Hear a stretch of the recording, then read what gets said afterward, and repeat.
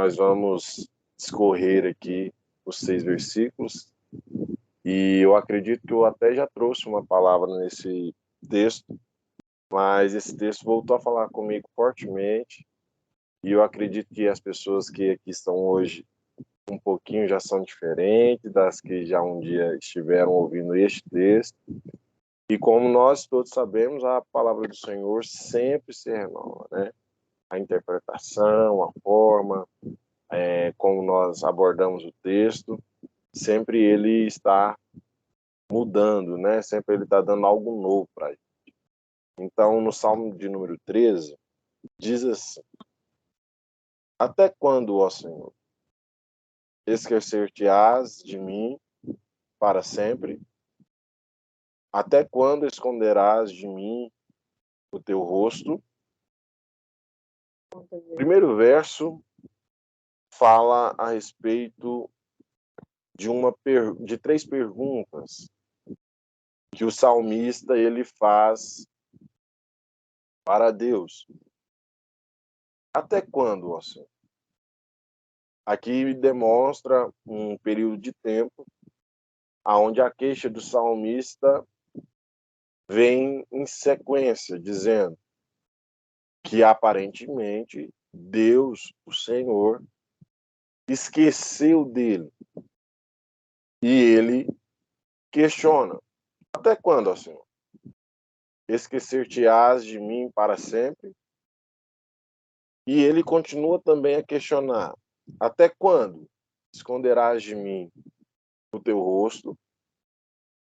E não gosto muito de ir direto a uma aplicação, mas parece que isso se assemelha muito quando uma sequência de fatos que, ao nosso ver, parece ser ruim, tende a acontecer ou prevalece acontecendo, nós nos questionarmos: será que Deus se esqueceu de mim?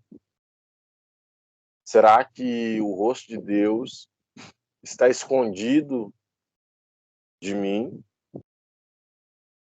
E a pergunta que devemos fazer é que o salmista ele tem um grau de intimidade com Deus.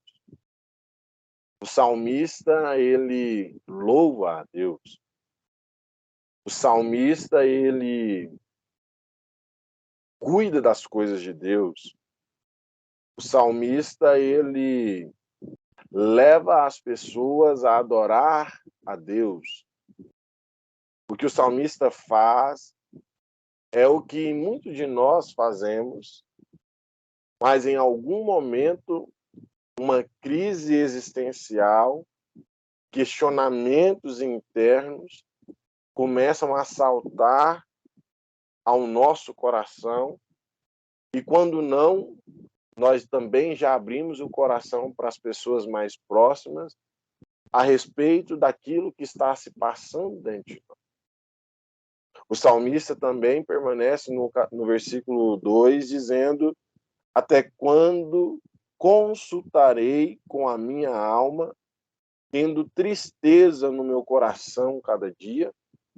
O que o salmista está mostrando é que ele possivelmente está beirando, passando perto, se não já vivenciando um quadro de depressão.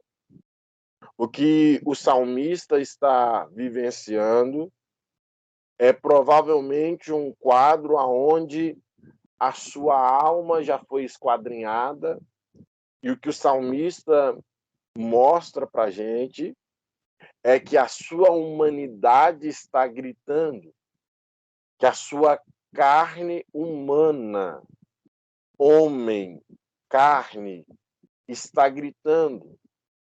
E ele pergunta: até quando se exaltará sobre mim o meu inimigo? Aqui o inimigo está com I minúsculo, então aqui ele se refere possivelmente a adversários visíveis.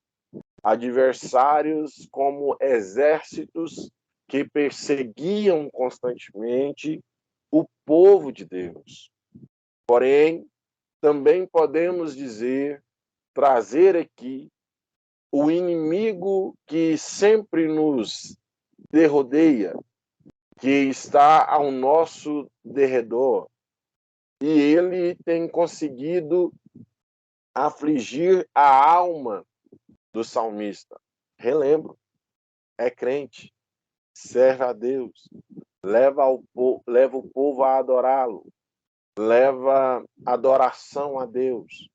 Ele escreve canções, ele ora a Deus, ele intercede pelo povo, mas só que tristeza está presente no coração.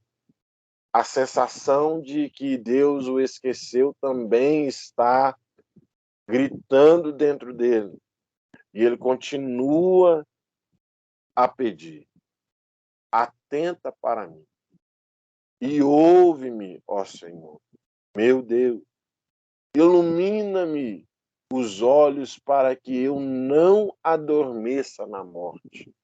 O que o salmista está vivenciando é uma agonia, é uma angústia que aparentemente traz para ele a sensação que a morte está perto, que a má notícia vai se espalhar.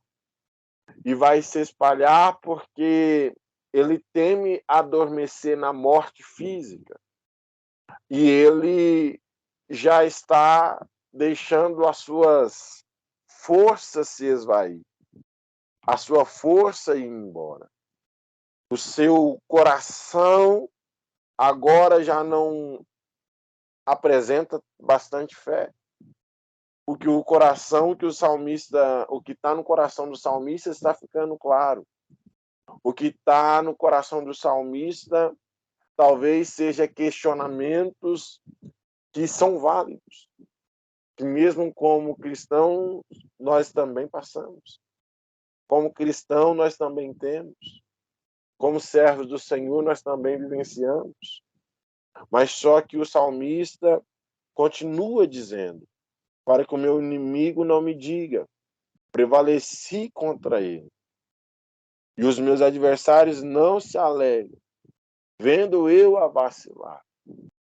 Parece que o salmista, dentro de 2 versículos, mostra a sua realidade. No versículo 3, começa a pedir socorro. No verso 4, ele teme o exterior. Ele teme a vanglória dos seus inimigos sobre ele. Versículo 3 e 4 é um grito de socorro com a preocupação que seus inimigos prevaleçam sobre ele. E ele ainda também tem mais uma preocupação, a preocupação de que ele venha a vacilar. E esse venha a vacilar traz para nós hoje, no sentido não de que pecado, mas venha a ser zombado, porque ele disse que Deus curava, ou ele diz que Deus cura, ou ele grita dizendo que Deus restaura. Ele anuncia o evangelho da paz, mas vive uma grande turbulência. Ele anuncia o evangelho de transformação, mas parece que nada à sua volta está se transformando. E parece que alguém pode então dizer: ele vacilou. O Deus dele já não atende. O Deus dele já não responde. O Deus dele já não muda o quadro. O Deus dele já não cura. Porque coisas estão acontecendo e as pessoas estão vendo que são notícias atrás de notícias, são acidentes atrás de acidentes, são mortes atrás de mortes, são percas atrás de percas, mas só que ele vem no versículo 5, parece que agora com uma certeza e uma convicção. Que não são os momentos ruins e as tempestades da vida que farão com que ele não confie no constante amor de Deus. Parece que ele agora tem um porém. Parece que agora ele tem um mas. E este mais muda tudo. Porque embora ele pareça ter dúvida a respeito do esquecimento de Deus, que o rosto de Deus está virado, que a sua alma está com tristeza, que ele tenha até mesmo pensado que seus inimigos vão prevalecer contra ele, e que Deus não vai se atentar para ele. Mas só que ele ainda tem um brado no versículo 5 para dizer: eu confio no teu constante amor, na tua salvação meu coração se alegra. Parece que ele começa a se lembrar que coisas materiais e tempos difíceis não abalarão aquilo que ele tem como convicção, como fé, como certeza, porque ele vai se alegrar na salvação. Se eu deitar à sepultura, deitarei para acordar do outro lado, ao lado do meu Senhor. Se eu deitar à sepultura, a vida não termina, a vida se inicia. A vida não paralisa aqui, ela se inicia ao lado de Jesus. Ela não finaliza aqui dentro de um caixão com terra sobre a nossa face, mas se inicia um período não finito, mas um período eterno. Um período não que finaliza na amargura da alma, na tristeza do coração, na dor e na lágrima, mas agora ele atravessa um mar, ele atravessa para o outro lado e ele tem uma firme convicção: Jesus enxugará todas as lágrimas. Jesus continuará a boa obra. Porque o que é a morte para o cristão? O que é a morte para aquele que serve a Deus? O que é descer à sepultura para aquele que crê no Senhor e, crendo no Senhor, tem a convicção que será salvo ele e a sua casa? Eu não sei o que você passa, o que você enfrenta, o que você está a vivenciar nesses dias, mas eu tenho uma certa notícia. Continue confiando no constante amor do Senhor e se alegrando na salvação do seu Deus. Continue acreditando que a salvação, ele é o maior presente. Eu tenho testemunho para contar. Eu perdi meu pai com 15 para 16. E a gente talvez pense, é o fim. Mas, na verdade, quando eu conto isso, eu assemelho muito à história de Isaías. No ano que morreu o rei Uzias, eu vi o Senhor. No ano que morreu o pastor pai João Eudes do Ideguel, eu vi Deus se revelar a mim de forma gradativa, paulatina, que foi me fazendo crescer, me tornar um novo homem, uma nova pessoa. E aí a gente tem a convicção que a morte não é o fim.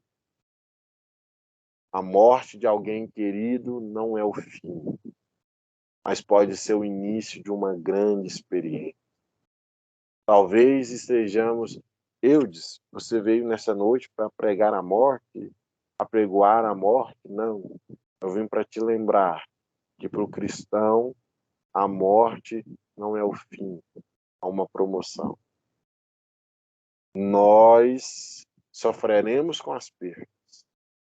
Nós sofreremos com a saudade, mas continuaremos a obra do Senhor, levando o nome do Senhor, exaltando o nome do Senhor, porque nós temos a certeza que aqueles que foram dormem no Senhor, e nós encontraremos a eles daqui a pouco.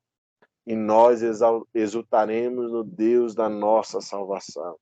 Nós confiaremos no Deus da nossa salvação, porque Ele é o nosso Deus. E o salmista, que começa o salmo melancólico, agora traz no versículo 6 uma das notícias mais impactantes. Uma certeza de quem com certeza é salvo no Senhor. Ele vai dizer: cantarei ao Senhor, porque Ele me tem feito muito bem. Cantarei ao Senhor, porque Ele me tem feito muito bem. Espera aí, vamos recapitular o salmo?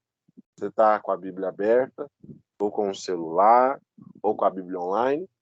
Olha o versículo 1. Até quando, ó Senhor? Esquecer-te-ás de mim para sempre? Até quando esconderás de mim o teu rosto? Até quando consultarei com a minha alma, tendo tristeza no meu coração cada dia? Até quando se exaltará sobre mim o meu inimigo? Atenta para mim e ouve-me, ó Senhor, meu Deus. Ilumina-me os olhos para que eu não adormeça na morte, para que o meu inimigo não diga: prevaleci contra ele, e os meus adversários não se alegrem vindo eu a vacilar.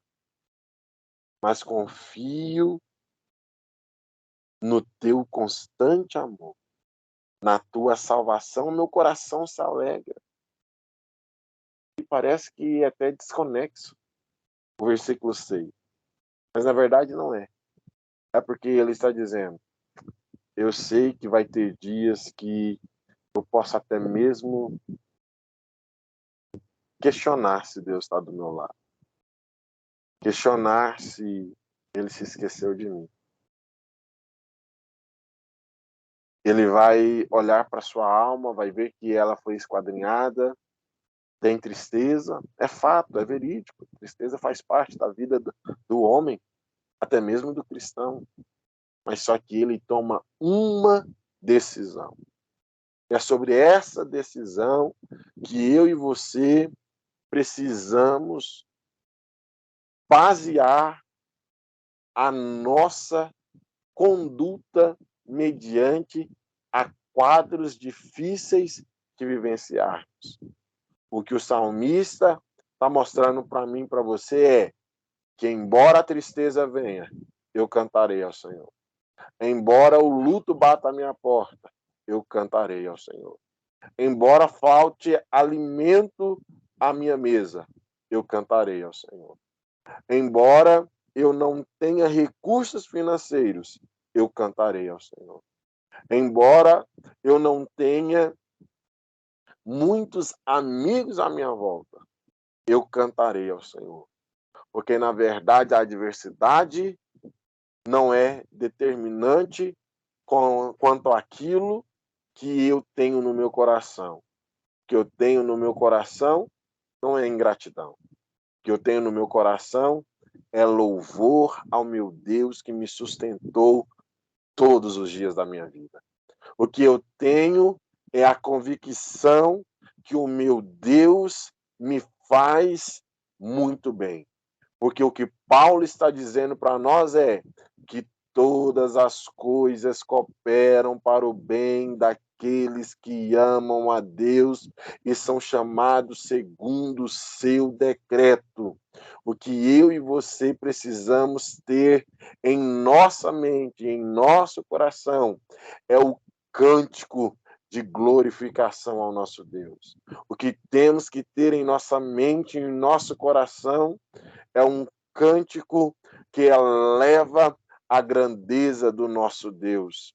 O que Paulo diz para nós, e muitas das vezes nós aplicamos de forma errônea, é que quando nós falamos, posso todas as coisas, naquele que me fortalece, ele não está dizendo o poder no fazer, Ele está falando de poder, posso todas as coisas, porque ele já aprendeu a viver em toda e qualquer circunstância. Então ele pode todas as coisas. Eu posso passar tudo o que vier, que eu sei que é o Senhor que me fortalece. Para dias difíceis, receba a fortaleza de Deus, a força de Deus. Para os momentos de adversidades da vida, receba a força de Deus. Para os momentos de intempéries que você possa estar a vivenciar, receba força de Deus. Se você está vivendo tempo difícil, se você está vivendo dia difícil, ou como Paulo intitula, o dia mau, receba a força e a graça de Deus. Porque a graça de Deus será suficiente sobre a minha vida e sobre a sua vida. Porque a graça de Deus fará com que nós resistamos, possamos resistir o dia mau. A graça de Deus nos fará avançar, crescer, conquistar, porque nós cantaremos ao Senhor, porque Ele tem feito muito bem. Porque Ele tem feito muito bem. Nós, muitas das vezes, temos o costume. Nós, muitas das vezes, temos o costume de reclamarmos, murmurarmos, quando as coisas não estão caminhando tão bem. Mas só que troque a murmuração, troque a lamúria pelo cântico.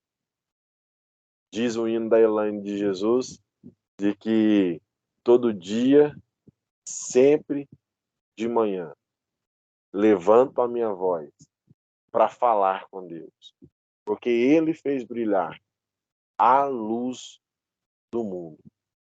E eu gosto de orar para depois ir à luta. O que eu quero dizer para você é: troque as palavras negativas por louvores de gratidão ao nosso Deus. Porque quanto mais você adorá-lo, quanto mais você exaltá-lo, quanto mais você agradecê-lo, mais as portas, mais o cenário da sua vida irá mudar. E eu garanto a você que mudará para um tempo de paz, de bonança, de alegria, de refrigério, para a glória do nosso Deus. Eu finalizo aqui dizendo para você dias difíceis, adversidades, fazem parte da caminhada de todo ser humano e também do cristão. Porém, saiba de uma coisa: a decisão de como você vai vivenciar este período, como você quiser pôr, deserto, dia da tempestade, dia mau, como você quiser, como você vai enfrentar este período, demonstrará muito às pessoas que estão à sua volta, se você, de fato, confia no constante amor do Senhor, na graça do Senhor. Então, a minha palavra nessa noite para você que ouve, para você que um dia vai estar pelo YouTube ouvindo a ministração, a minha palavra é esta: cante um hino, cante um louvor de graças, porque Deus cuidará e continuará cuidando de nós. Ele é o Deus da nossa salvação. Ele é o Deus deste salmista do salmista de número 13. E Ele é o Deus da minha vida e da sua vida. Se você ainda permite, eu quero orar por você. Eu quero orar porque o Espírito Santo me impele a orar por pessoas que possam estar passando por momentos de adversidade. Talvez você não expôs para ninguém, mas dentro do seu coração está gritando as crises existenciais. Porque talvez você pode fazer como Ezequias fez, virar para a parede e dizer: Pai, fui tão fiel ao Senhor, mas só que tanto mal está sobrevindo sobre mim. E eu não sei por que tem vindo, mas só que eu quero orar por você. Quero orar porque o Espírito Santo tem resposta para você nessa noite. E eu acredito que Deus já está fazendo a obra necessária sobre a minha vida e sobre a sua vida. Eu até geralmente sou rápido na minha palavra, hoje eu me estendo um pouco mais, porque o Espírito Santo está me impelindo a orar por algumas pessoas aqui e a ministrar esta palavra. E eu tenho certeza que Deus está entrando com providência e trazendo a resposta. Talvez a resposta de Deus nessa noite te traga incômodo, te traga até mesmo lágrimas, mas saiba de uma coisa: Deus continua no controle de todas as coisas. Eu não sei se a notícia ao findar desta oração vai ser a melhor ou se vai ser a pior. Mas saiba de uma coisa: Deus continua no controle. E não questione a soberania de Deus. Não questione o poder de Deus. Porque poder para fazer, ele faz. Mas ele faz no dia que ele quer, na hora que ele quer e como ele quer. E se ele não fizer, ele continua sendo Deus que está no alto e sublime trono, regendo a minha vida e a sua vida. Vamos orar? Deus, eu oro nessa noite. Eu oro pela vida dos meus irmãos. Pai, nenhum deles eu conheço pessoalmente, muito menos virtualmente. O dia que o Senhor quer falar, o Senhor fala. No dia que o Senhor quer se calar, o Senhor se cala. O dia que o Senhor quer responder com fogo, o Senhor responde. Mas o dia que o Senhor quer vir em brisa suave, o Senhor também vem e responde. Deus, talvez nesta live, nesta vigília, neste dia 30, Senhor meu Deus de março, alguém está gritando, clamando por provisão, clamando, Senhor meu Deus, por um milagre.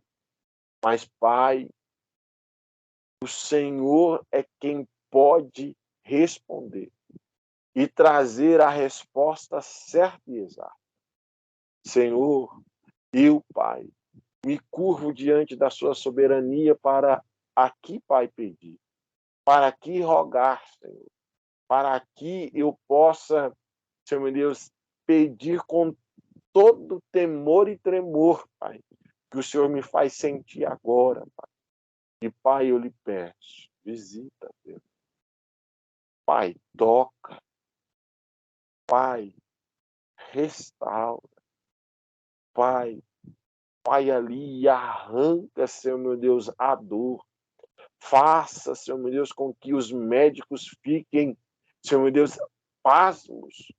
Porque, Senhor meu Deus, até agora a sentença era de morte, a sentença era de amputação, a sentença era, Senhor meu Deus, de caos, mas o Senhor interviu.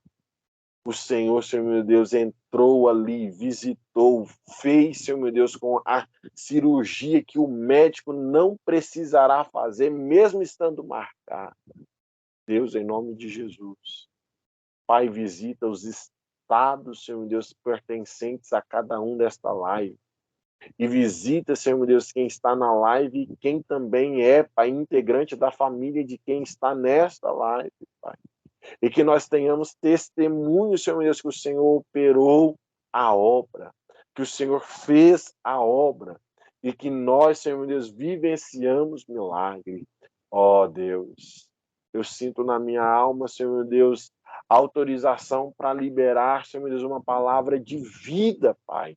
Então, Pai, como o Senhor visitou, Senhor meu Deus, aqueles ossos secos, Pai, visita, Senhor meu Deus, esta pessoa. Visita, Pai, esta pessoa. Visita, Senhor meu Deus, no coletivo. Visita, Senhor meu Deus, o casamento. Visita agora, Senhor meu Deus, a finança. Visita agora, Senhor meu Deus, com mão forte e traga, Senhor meu Deus, a resposta.